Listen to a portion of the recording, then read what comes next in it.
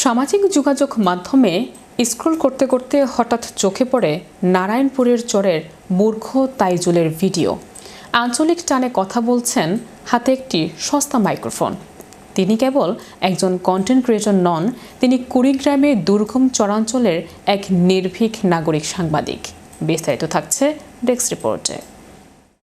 আসসালামু আলাইকুম, আমি এখন দাঁড়িয়ে আছি নাগেশ্বরী উপজেলা নারায়ণপুর। সামাজিক যোগাযোগ মাধ্যমে স্ক্রল করতে করতে হঠাৎ চোখে পড়ে নারায়ণপুরের চরের মূর্খ তাইজুলের ভিডিও। আঞ্চলিক টানে কথা বলছেন, হাতে একটি সস্তা মাইক্রোফোন। আমাদের শিক্ষিত সমাজের অনেকেই হয়তো তাকে দেখে মুচকি হাসেন, কিন্তু এই হাসাহাসির আড়ালে ঢাকা পড়ে যায় এক বুক ভরা সাহস আর তীব্র লড়াইয়ের গল্প। ভিডিও আমি করতেছি, দেখেন ভাই, আজকে ভারত বাংলা ভিডিও বানাবো দেখি আমি। তিনি কেবল একজন কন্টেন্ট ক্রিয়েটর নন, তিনি কুড়িগ্রামের দুর্গম চরাঞ্চলের এক নির্ভীক নাগরিক সাংবাদিক। তার নাম তাইজুল, তবে সবার কাছে তিনি তাজু নামেই পরিচিত। ব্রহ্মপুত্রের উত্তাল বুকে জেগে ওঠা এক দুর্গম জনপদ নারায়ণপুর ইউনিয়ন, যেখানে উন্নয়নের আলো পৌঁছাতে পৌঁছাতে ম্লান হয়ে যায়। এই চরের মানুষের কাছে একটি ব্রিজ কেবল স্বপ্ন নয়, বরং জীবন মরণ সংগ্রামের এক প্রতীক। দীর্ঘ কয়েক দশক ধরে তারা একটি ব্রিজের জন্য অপেক্ষা করছে। সেখানে নেই যাতায়াতের ন্যূনতম সুবিধা, নেই আধুনিক চিকিৎসার ব্যবস্থা।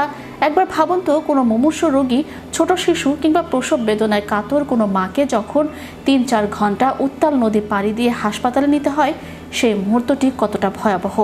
মাঝ নদীতে নৌকার ওপর যখন জীবন মৃত্যুর লড়াই চলে, তখন তথাকথিত আধুনিক সভ্যতা সেখানে থাকে অনুপস্থিত। এই অবহেলিত মানুষের বোবা কান্নাগুলোই প্রশাসনের কানে পৌঁছে দেওয়ার দায়িত্ব কাঁধে তুলে নিয়েছেন তাজু।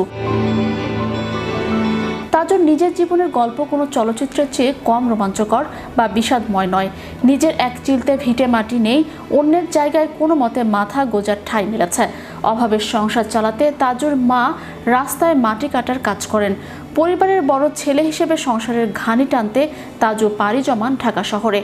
সেখানে রাজমিস্ত্রি বা নির্মাণ শ্রমিক হিসেবে হাড় ভাঙা খাটুনি খাটেন তিনি। ৩-৪ মাস হাড় ভাঙা শ্রম দিয়ে যখন সামান্য কিছু টাকা জমিয়ে গ্রামে ফেরেন, তখন তিনি আর সাধারণ শ্রমিক থাকেন না।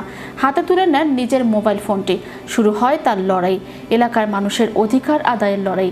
যে সময়টা তার বিশ্রামের কথা ছিল, সেই সময়টা তিনি ব্যয় করেন মানুষের দুর্দশা তুলে ধরতে। আজকের স্মার্টফোনের যুগে সাংবাদিকতা কেবল টাই কোট আর দামি ক্যামেরায় সীমাবদ্ধ নেই। যখন একজন সাধারণ মানুষ তার মৌলিক অধিকারের কথা বুক ফুলিয়ে তুলে ধরেন, সেটাই হয় সবচেয়ে খাঁটি সাংবাদিকতা। তাজুর হয়তো কোনো বড় বিশ্ববিদ্যালয়ের ডিগ্রি নেই, শুদ্ধ প্রমিত ভাষায় কথা বলতে পারেন না, তাই বলে কি তার দেশপ্রেম বা দায়িত্ববোধ আমাদের চেয়ে কম?